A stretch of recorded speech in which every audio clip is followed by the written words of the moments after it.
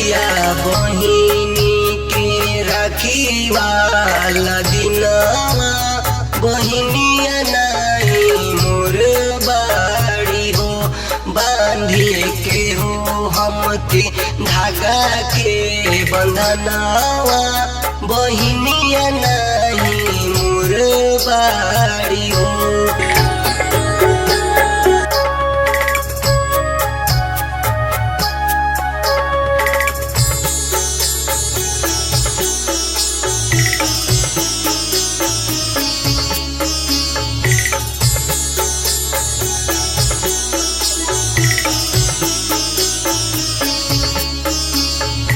दूसरा के बहिन देखी हम झनकतानी अजबे नूर चल प्रभु जी हमारो कहानी।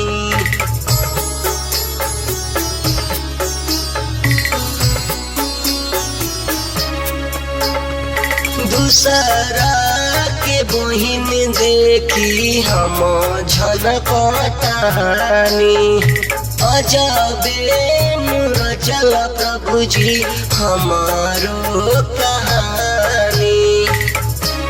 झर झर गिरे लोर हमारा नयनवा बहिनिया नहीं मोर बाड़ी हो बांधी के हो हमके धागा के बंधनवा बहिनिया नहीं मोर बाड़ी हो।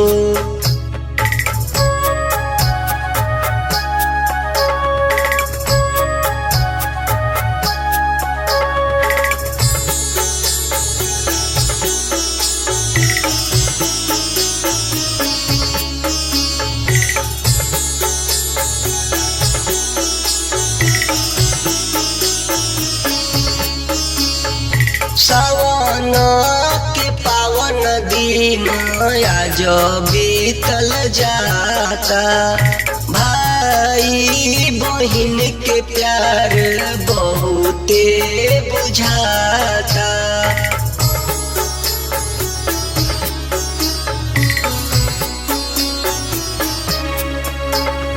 सावन के पावन दिन आज बीतल जाता भाई बहिन के प्यार बहुते बुझाता। मुलायम बिसरू के सुना जिंदगनिया बहिनिया नहीं मोर बाड़ी हो सुनील बिसरू के सुना जिंदगनिया